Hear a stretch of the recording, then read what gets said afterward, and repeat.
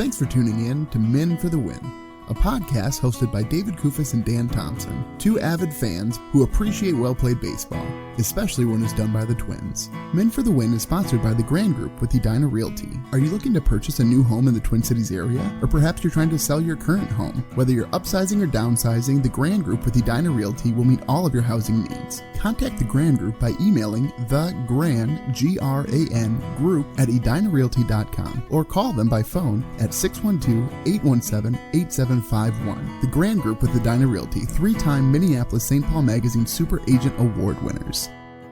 On this episode, Dan and Hoges discuss the Twins' 4-game series with the Toronto Blue Jays. Thanks for listening. Enjoy. Thanks for tuning in to Men for the Win. I am Dan Thompson. With me again is Andrew Hoganson, filling in for David Kufis. And my goodness, what a series we got to see here between the Twins and the Blue Jays. They split the 4-game series, 2 games to 2. I know the cliche is it could have gone either way, but there's a whole lot of could have gone either way in this. Hoges, I would have loved to see Game 5. You, though, at least got to see Game 4. This series definitely had that playoff atmosphere, especially at the game. Like, there's a lot of Blue Jays fans there. Say it's about 70%, 30% Blue Jays fans. It was a ton of fun, minus the end of the game today. I'm still a little hot and bothered about that call at home plate. I don't know how he's called safe there, but basically what happened is the Blue Jays had a runner on third with 1 out in the top of the 10th, and there's a high fly ball hit out to left field. And when we were watching it live, it looked like it was going to go a lot deeper. So right when it happened, it was like, oh, that's gone. Like, there's no way they're going to have a play at the plate here. But Beckham was actually playing it super well, where he got a great running start on it and beautiful throw to Sanchez. Sanchez tags him out. They call him out, goes to replay review. And this was actually really fun at the stadium because there's a ton of Blue Jays fans there, like I said. And the first replay they show, you think, oh, I think he got his foot in. It looks like he got his foot right in there. He's going to be safe. And so the Blue Jays fans start going crazy. Then they show another replay where it's like, oh, maybe he didn't, but it was still hard to tell. So it starts getting a little like both fan bases are kind of looking back and forth. And then the third one, plain as day, beautiful tag, got him out. But then they overturned it. I don't know how you overturned that call, but they overturned it for saying that Sanchez was blocking the plate. Yeah, just frustrating. The crowd. I mean, it was still a fun atmosphere, but it was hard to end the series on a note like that. Well, and we'll talk more about Rocco's reaction there a little bit later in the podcast. But the Twins lose that game, so the series again is split. David was driving back from Indianapolis at the time, and he called me right after the play, and he wanted to know what happened because apparently he'd burned through all of his data, probably something to do with his board game convention, I'm sure. Oh, I'm sure. And he said they were listening right around Tomah, Wisconsin, but the radio station was cutting in and out with the song Higher Love. So they were getting kind of both of those overlapping. So he really wanted to know what the broadcasters had to say. And it was interesting because I was watching and I was also kind of listening to in the radio kind of through that part. They were pretty much in agreement there. Man, he should have been out. Oh, absolutely. I hate it when umpires are taking the call off the field, too. I mean, it was New York that ended up overturning it. And right. What is Sanchez supposed to do? Is he not supposed to catch the ball there and just stand to the side and let the ball go past and let him score? I don't understand it at all. It made zero sense. And it ruined a good day for me. You know, I had my son at the ball game. We thought there was going to be rain, but we ended up not being singing in the rain. So it was perfect day and then got to go home with that. Ugh. Well, here we go. Well, we should go back to, it's going to feel like a long time ago, but we're going to go back to Game 1 here. Let's start with the series recap.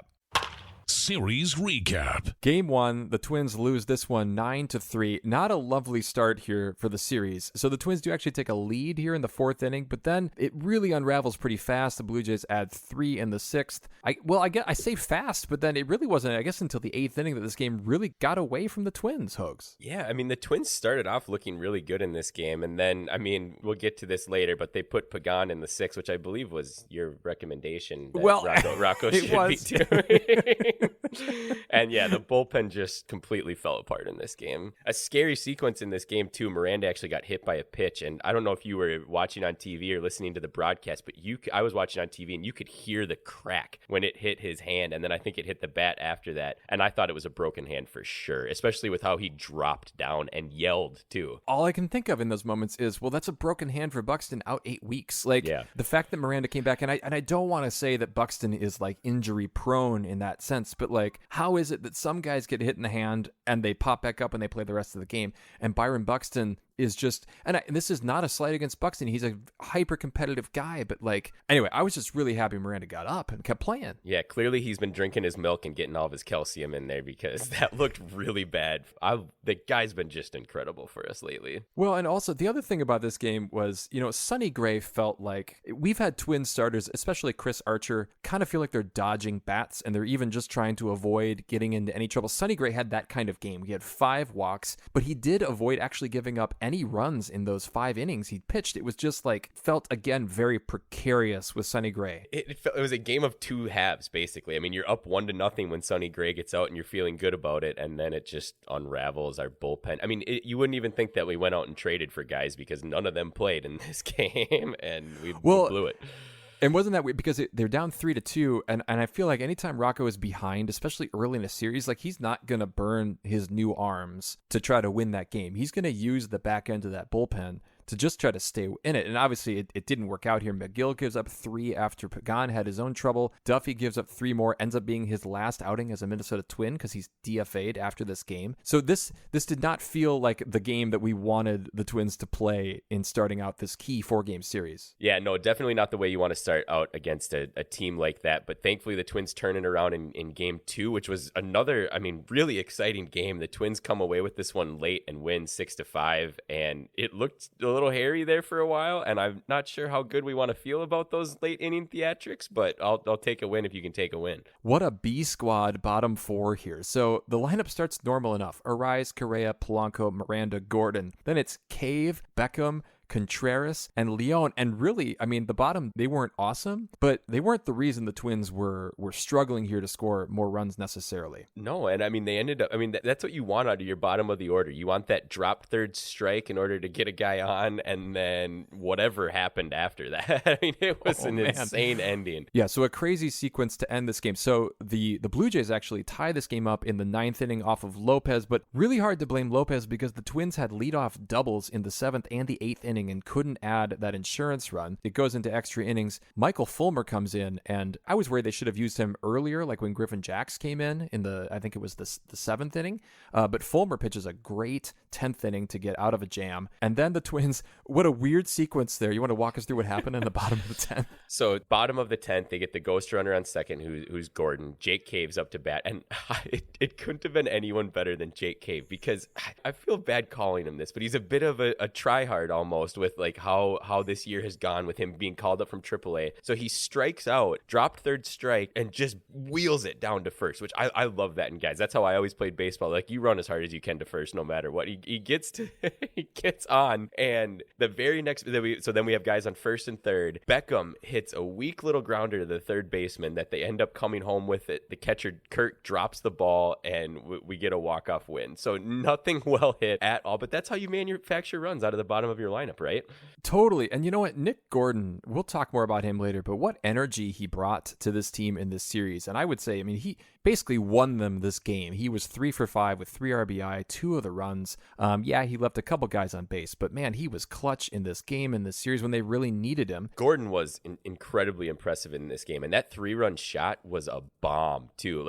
Gordon kind of looks like a smaller guy, and they talked about it on the TV broadcast a lot, how it doesn't have those stomach issues and those intestinal issues, and it seems like he has his strength in his legs and his upper body, and that was great. Morneau said it best. He's like, there's nothing better when you're a hitter and you feel that contact and you know it's gone. You don't even have to look. Like, you just instantly know it was gone. Another thing about this game too is Tyler Mahle made his first start as a Twin, and I would argue that his line doesn't really do justice to the way that he pitched. He did give up 4 runs. They were all earned on 5 hits, 1 walk, 5 strikeouts, but he did give him 6 innings. He had some home run trouble, but again, 86 pitches, 61 strikes. He went deep into the game, felt like he could have maybe even cranked out another inning for them. Well, and you start thinking, we're getting way ahead of ourselves here, but the playoff, where the Twins will most likely be in playoff position is you have 3 games at home. If they end up winning the Central, they'll get 3 games at home. And having Mahle, Gray, and Ryan starting those 3 games in some order, got to feel good about that. And he looked good. He did a couple of home runs, but I'll take that with what we've been dealing with lately. Well, let's go to game 3. Game 3, Hogs, to me, the Twins win this one 7-3. I mean, this is maybe a top 5 Twins performance of the season, I felt like, in terms of just solid baseball play. Yeah, it was just super well-rounded. I mean, the whole lineup hit, the bullpen, the A squad came out again, basically the same guys that pitched in game 2, and they looked amazing. They were shut down. It was nice to see Lopez get that save at the end, because I agree with what you said in game 2. He really didn't deserve a blown save there. There's just a lot of squibers, so it was nice to see him have a good outing here. Luis Arraez had a great game. He went 3 for 5. It was nice to see him kind of turn it around a little bit, so hopefully he can stay hot. But yeah, a lot of production out of the whole lineup and just a solid overall 7-3 victory. Also, I was thinking, and this is at the bottom of the lineup, but Sandy Leon, he was 0 for 2, but he had a run, he had an RBI, had a walk. He had that sacrifice squeeze play, and again, it's Gordon coming home, and I just think, man, it's nice to see somebody at the bottom of the lineup who can do those fundamental things. Yeah, I'm really liking Sandy Leon. Like, who knows what'll happen, but like I feel like we got another cult hero backup catcher for the Twins now. Well, and those are some key runs there in the 6th inning to add a little insurance, because this game really was not as out of reach as it might seem as a 7-3 game, because then the Blue Jays add another run in the 8th, so it's really 5-3 there, and there's a bit of a jam that Duran's able to work himself out of. That Blue Jays lineup is deadly too. You go up and down that, and gosh, there are no holes. Like, it's just scary facing them, which I would love to play them in the playoffs, which if everything stays how it is, that's kind of how it's looking. But man, well, here's where I would love to see them beat the Yankees or the Astros, whoever's first, and then see this as the ALCS, because I tell you, the Blue Jays they're a dangerous team, and I have a hard time believing they would drop to be the 3rd wild card. I think it's probably more likely that the AL Central winner ends up playing maybe the Mariners, but they pointed this out on the broadcast too. I think it was the TV one. The Twins have winning records over all of those wildcard contenders, and because there's no game 163 anymore, if the Central team, like the Twins, if they drop to 2nd and they're competing for that wild card spot, they've got key tiebreakers there in those spots. So I think they've played well against the good teams, all things considered. I know they get another shot at the Astros pretty soon. So I feel better about this team, even though their record maybe isn't as good as those other playoff teams. I'd like to point something out that you just said there, because I got a lot of grief about this at the beginning. They haven't played anyone yet. You just said, and I quote, they have played well against good teams. Let's just remember that, everyone. I did, because early on we thought, well, yeah, you're right. I can't back up from that, because we're talking about the Rays, the Blue Jays, the Mariners. The Mariners we thought were not going to be a great team, but they went on that. Anyway. We have a winning record against the AL East. I mean, it's just insane. True. Our American League record is incredible. I think we're like 8-17 against the National League. So, well, we'll see how the Dodger series goes. But and let's go into game 4 here, because you were there, Hogs. From where I was able to watch this game, I think they got about as much as they could have hoped out of Archer and Sands in this. Finally, we see a piggyback situation here, because we've been waiting for weeks for a piggyback.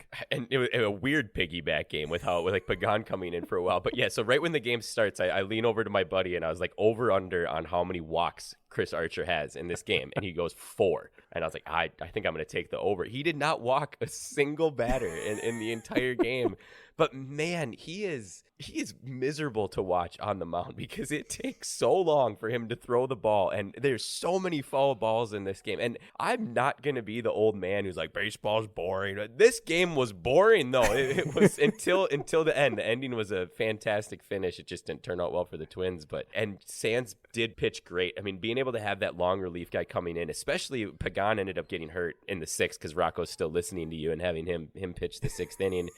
Pagan got 2 outs right away and then left on a 2-2 count because he pulled something in his lat, although it sounds like after the game when they interviewed him that he was doing okay. But yeah, Sands having to come in that position where you're warming up on the mound, you get as much time as you want, but he looked fantastic. He shut down this lineup, and maybe he's our long relief guy that we've been looking for a while. Well, it seems that way, because when they DFA Duffy, and we had talked about this, where they don't really have a long bullpen arm, and they're going to need one, and it seems like he's got to be the one. And finally putting him with Archer, or even, you could put him with Bundy, because they're next to each other in the rotation. So you figure if Bundy can get through 5, then you don't need him. I just think they need a guy like that, and he needs to get experience. And what experience against a Blue Jays lineup like this? It just made me giggle too on the radio broadcast on the way home. They were like, Chris Archer ties his season high with a 5-inning start. And it's like, yeah, they need that guy who, like you're saying, can piggyback off of him. And it looked like it was going to be Winder contender at the beginning of the year, but maybe Sands is that guy. I look at this series and I say, you split 2 games against the Blue Jays.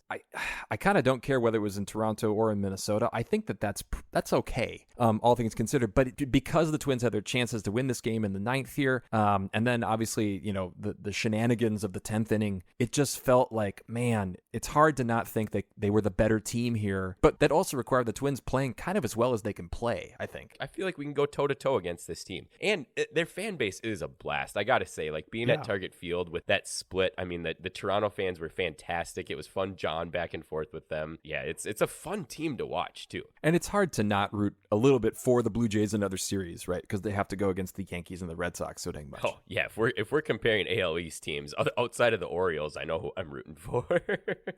All right. Well, Hoges, we still have more things to mention. Let's go into the Puckett's Picks segment. Catch 'em all, Kirby Puckett! Puckett's Picks winner. And Hoges, I tell you found your stride. Yeah, I haven't missed my shot. I gotta say, I'm sticking with my guns. Miranda just did awesome. That home run that he hit in Game 3 really defied gravity. I don't know what else you can say about his performance. He's turning into Gio Urshela a little bit. Every time he is at the plate, it's a big moment, and you just get that feeling that he's gonna produce. Which, seeing that for a rookie, I mean, it's awesome. He looks comfortable at the plate. His defense is starting to look a little bit better. He had that great play at first to get the diving stop, and then I believe it was in the 10th today where they threw out the runner when he took way too wide of a turn at third. But man, he's producing and he's getting us some points, listeners. Yeah, so Miranda takes the win for the listeners with 12 points. I had Correa, he had 4. Buxton had 1. Not really a factor, unfortunately, in this series. So that bumps the season standings to David's still holding the lead with 13. I've got 12, but the listeners are back in range with 9. And again, with points, the listeners are gaining on David. I'm at 185. David's at 162. Listeners at 152. So, Hoges, you're turning things around here for the listeners. Oh, my luck. I needed it, though. It had been a rough year, so I'm glad we finally got some here. All right, well, we'll keep talking about Miranda here in the Beast versus Bench. Beast versus Bench. Is losing fun? Is losing fun? I had to pick Miranda. I mean, he's won me Puckett's Picks 2 times in a row. He looked absolutely fantastic. Like I said, his play in the field, I think, is really what pushed him over the edge from some other guys that were pretty deserving in this series as well. But I'm excited for what this guy's going to do, and he just looks so comfortable so early on in his major league career. Yeah, I think if it wasn't for Julio Rodriguez out in Seattle, we'd be hearing Jose Miranda buzz for Rookie of the Year. And he's going to get votes. It's hard to believe he's not going to be, one of those top 3 Rookie of the Year candidates. Yeah, especially if he keeps this up. I mean, his slugging percentage now is .802 on the year. And if you take out his first month where he was struggling a little bit, it's got to be close to 900 something. I mean, the guy's been insane. Multiple hits in 2 of these games here, a force. I went with the guy next to him in the lineup most of the series, Nick Gordon, who, when they needed him to step up, stepped up. And he had 3 hits in Game 2, including that big home run. In Game 3, a couple of hits. It just seems the energy he brings, the speed that he brings, and the aggressiveness on the base paths for a team that isn't. I mean, like Tommy Watkins, I don't know that Nick Gordon's going to ever look at Tommy Watkins for a decision. I think Nick Gordon's just going to go. And as he should. I mean, look, he caused plays to happen. That's how we won Game 2. I love that aggressiveness. I love just trying to make stuff happen on the base paths. And it feels like he's kind of quietly been having this year, and then you start looking at his numbers and it's like, man, he is on fire. You gotta make defenders make throws, right? Especially in key moments like that. And I think when you're, I guess in some sense it depends on who you're playing against and which guys. I get that. But like the Twins really forced the Blue Jays to play defense, and the Blue Jays didn't look great in some of those spots. Low throws, missed tags, just missed plays. And that's what speed does. Like it forces defenders to hurry. And it infuses a lot of energy into your lineup too when you're having those plays too. And I think that does matter. Like being able to have a guy out there that he makes you nervous when he's on the base pass. So they know they have speed at third base. So you have to rush that throw, and it all fell apart. The catcher knew he had to get the tag down. I mean, that's a huge credit to the player on the base paths. So as far as bench goes, I'm going to go with Kepler, and I think mine will kind of segue into yours.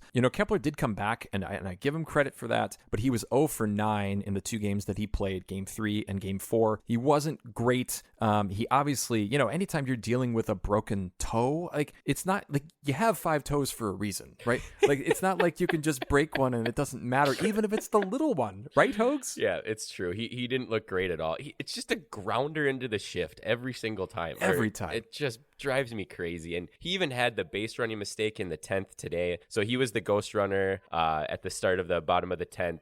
Buxton hit a long fly ball out to center field. And it was more of a line drive than a fly ball, but you're thinking, okay, Kepler's getting to third easily. They catch it and you look over and Kepler's standing halfway in between second and third. So I think he thought it was going to fall down, but it was right at the center fielder. You have to take advantage of that, because if he moves up and that's a sacrifice, we go into the 11th at the bare minimum. So that was a huge error there, where it might not show up on the box score, but definitely a dumb. And I guess since we're already talking about the end of that game, Hoges, well, who's on your bench? I gave it to the umpire crew in New York. Like, that call was just inexplicable to be made. I don't know if any of you listened to Rocco Baldelli's post game, but he had a lot more choice words than I'll have here for that umpiring crew in the replay booth. But just, I can't stand it when they take it out of the player's hands. I mean, I don't know what else Gary is supposed to do in that situation other than catch that ball and make that tag. And that was a beautiful throw by Beckham. This series had been amazing. We have a chance to win 3 out of 4 against Toronto, and it gets taken away from that. And I got to give Rocco a little bit of credit here, because he called them out afterwards and said that they lost us the game. And I love it when coaches do that. Like, you don't want to be doing that all the time, because ultimately you want to control what you can control. But he was absolutely right. That umpiring crew lost us this game. And if you guys can pick a reliever who pitches in 2 innings and loses a game, I can for sure pick an umpiring crew that loses us a game.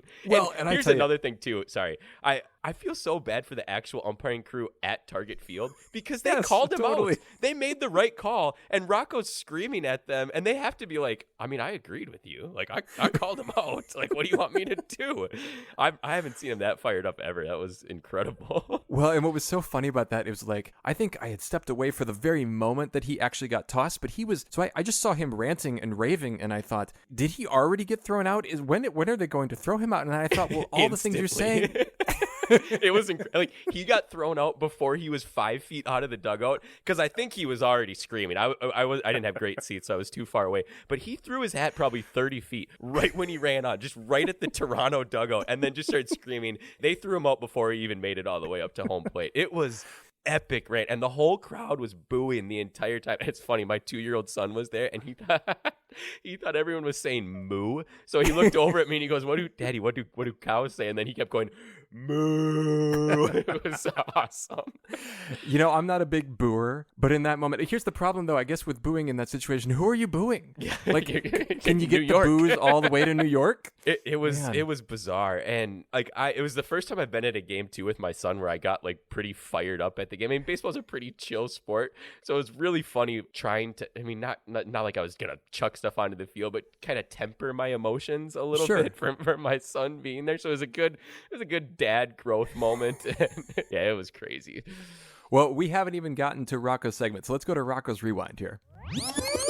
Rocco's Rewind. It's kind of funny. I was all ready to just rip on Rocco on this one, because I think he made a ton of questionable decisions early on. And then I was so proud of him today for just doing that. So this feels a little hypocritical, but I want to know why Rocco had the B squad start in game 1. I mean, we had a 1-0 lead when Pagan came in, and that game just completely turned on its head after that. We have all these bullpen arms that all of them, I mean, were for the most part fresh. His definition of high leverage and low leverage must not be mine, because if you're winning 1-0 in the 6th inning, that seems high leverage and not a chance for Emilio Pagan, which, I mean, for you, yes, because you wanted him going in. It was the obvious choice right there in the 6th inning.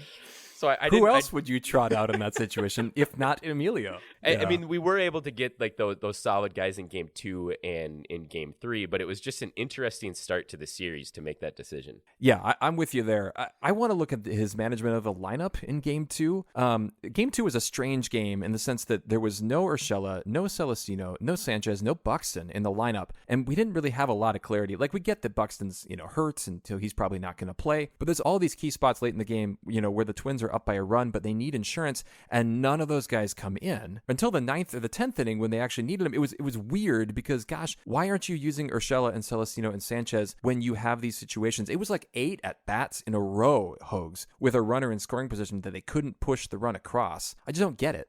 It was so bizarre. I mean, we had a runner in scoring position with less than 2 outs in the 7th, 8th, 9th, and 10th, where they finally did score. And we were texting during this, like, where is anyone? Why are we not pinch hitting for anyone? And then he finally did, but it was just, you'd like to see him pull that trigger a little bit earlier. Like, let's go for it. Let's get this run across. It's such a huge run in this game. And as it turned out, like, they could have used it. Well, and especially because Jake Cave ends up trying to lay down a bunt in the 10th inning. Now, ironically, he ends up still getting first base on that strikeout. But, like, why is nobody bunting in the 7th or the 8th either? Like, it's just weird lack of manufacturing runs until they, like, had no other choice to manufacture the runs.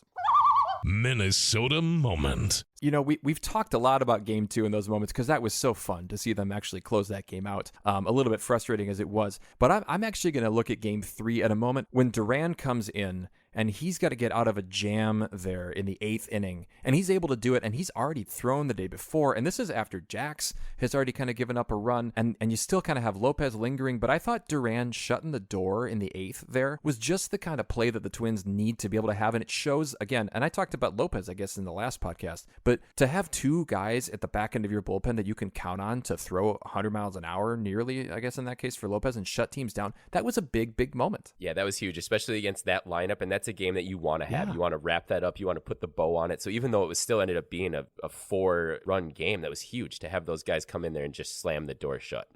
What do you got, sir? I'm still bitter. I went with the overturned call in the 10th because I think that defined the series. If you don't make that play, we're a lot happier if we win 3 out of 4 against this Blue Jays team. And I'm definitely having recency bias because I literally just drove home from the game and I can't stop thinking You're about still it. sweating, I think. I am. Oh, man, it was just frustrating. Like, don't make that call. You made it right on the field. Keep it. My question with this, I guess, to you is, how is that going to impact the team going forward? I think it's something that gets them fired up. I mean, you love to see your coach care that much about it. Like that's a game that you're playing in an electric environment, and you end up losing that game, and your coach gets tossed like that. I think it brings the team a little bit together. We all know David hates momentum and all that stuff, but I think this is something that can kind of galvanize a clubhouse a little bit, where they're like, fine, we're just going to go out and do it ourselves. So I feel good. I liked the fire from all of them after that. I don't think this is a team either that's basically like, well, woe is us. Like we just can't get any luck. It didn't feel like that. It felt more like we got one taken away from us, so we're gonna get it back. I mean, they're in a pennant race. They're a game up now in the Guardians. The Guardians and the White Sox kind of keep trading spots. But I love it. I love that energy. I do think that it matters when your mild-mannered manager really does blow up like that. Yeah, and like I said earlier, when he backed it up in his post-game conference, where, I mean, he has earned the right to have emotional moments like that, where Guardy gets like, well, it's just a Tuesday. Like, that's what he does. And with Rocco, it means a lot more. So I'm glad he stuck with it, where he was just like, no, that was a horrible call. We shouldn't be making that call. And he's kept it. He's going to get fined up the wazoo for all of those comments. But I like it. Oh, well, quite a Sunday in the park with Rocco there for you, sir. I am really I'm very pleased that you're able to be at that game. It was fun.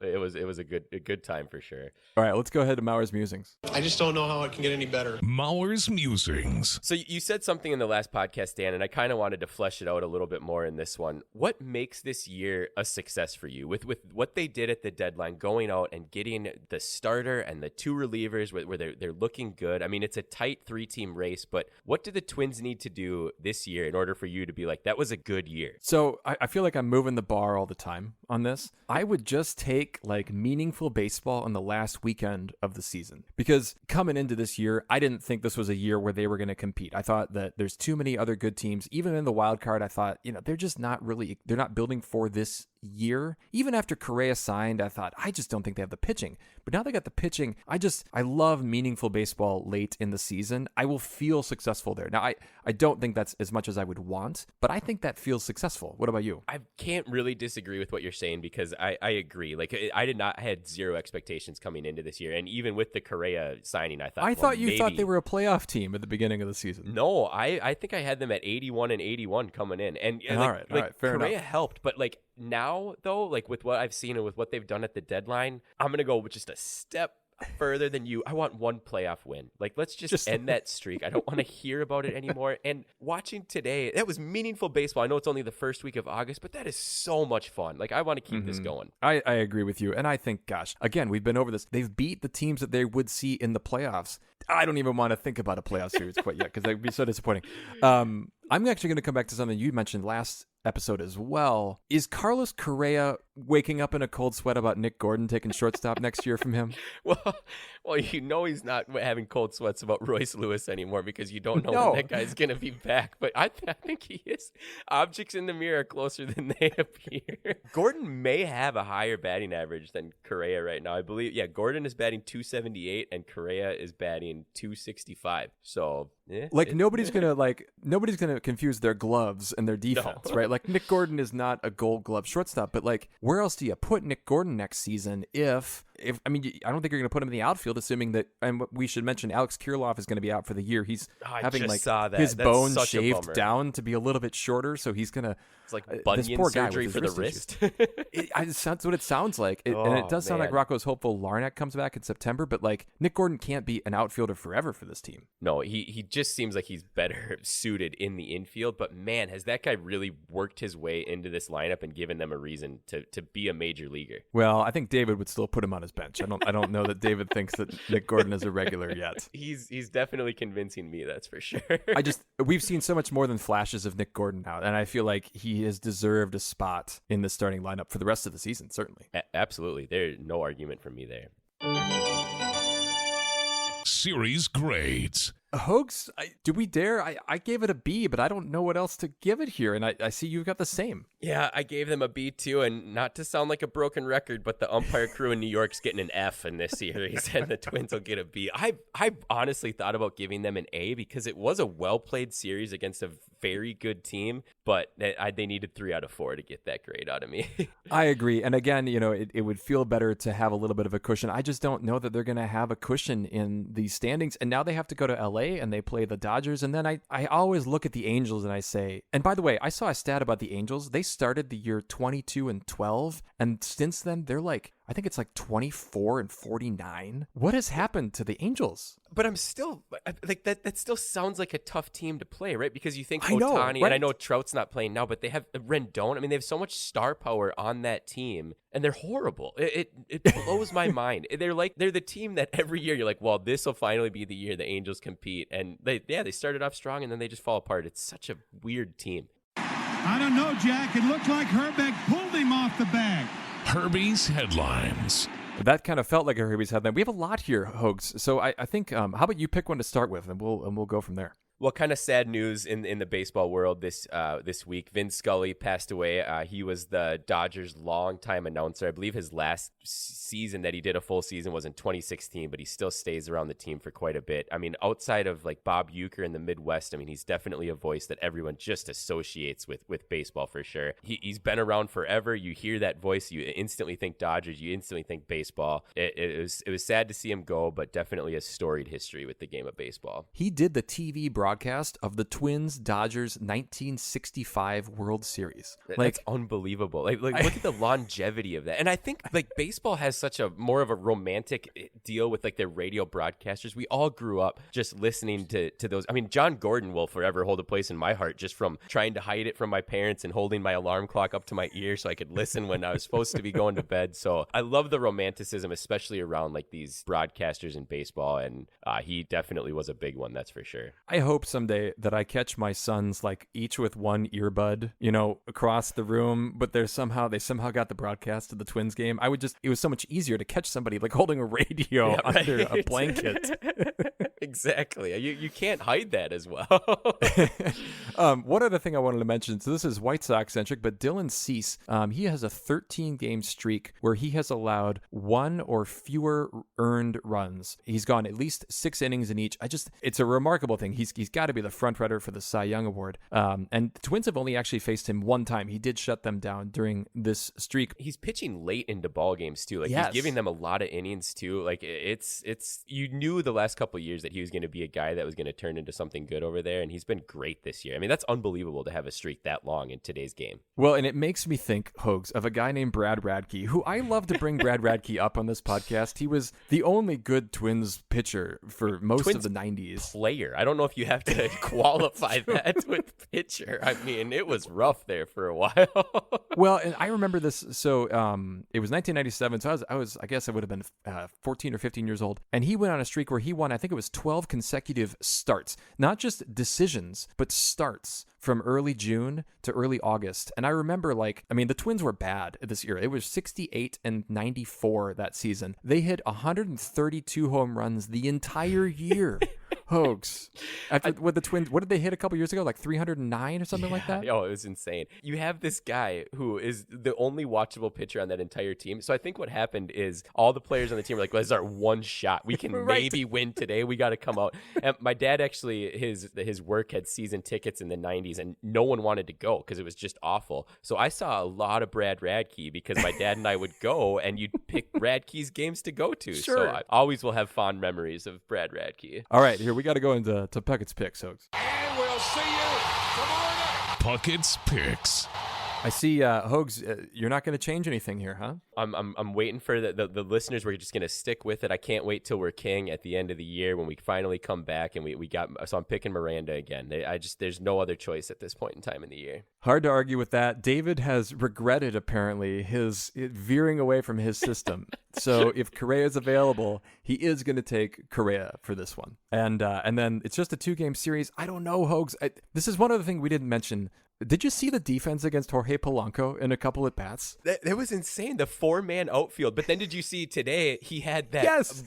We called it a chip. Like he basically just flung his back out. Yeah, there were no infielders on the left side of the whole infield, and he just punched it through. Which again, maybe this is just a rant podcast for me today, but you cannot ban the shift because stuff like that is awesome. The Blue Jays played him like that the whole series. They put 4 people out there. When Polanco came up again after he had his little chip shot, they had 3 outfielders and a normal infield setup against him. So he made them change. And I love that about the game. So it has to mess with your head, right? When you come up there and you think you're playing softball because there's 4 guys out in the outfield. Totally. All right. Well, I guess that's inspired me. I'm taking Polanco. I was going to maybe go with Arise, but I think I'm going to stick with Polanco because Arise will get on base and Polanco is going to hit at least 1 home run against LA and drive in enough runs there to win me Puckett's Picks again. He's got to be due. He's been kind of going through a little bit of a rough spot here. So you got to think we got like a Polanco walk-off coming up soon. So a couple things here, Hoges, podcast scheduling wise. So this is kind of strange because the Twins have an off day, then they play 2 against the Dodgers, another off day, and then they play the Angels. David and I haven't decided quite yet if we're going to do a podcast for the Dodgers 2-game series because it's a really late start. Even it's West Coast late, even on Wednesday night. So you may or may not have an episode from David and I on Wednesday. If not, then it's going to be you and David, Hoges, on Sunday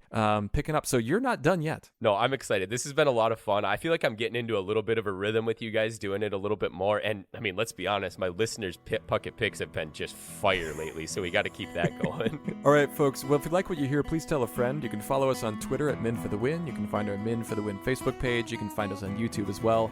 Make sure you subscribe to the podcast in any and all the spots so you're notified when new episodes are available. And if you could leave us a rating and some comments, that would be great. Thanks for listening, and as always, go Twins. That'll wrap up another episode of Men for the Win, a podcast hosted by David Kufis and Dan Thompson, 2 avid fans who appreciate well-played baseball, especially when it's done by the Twins. Thanks so much for listening, and as always, go Twins.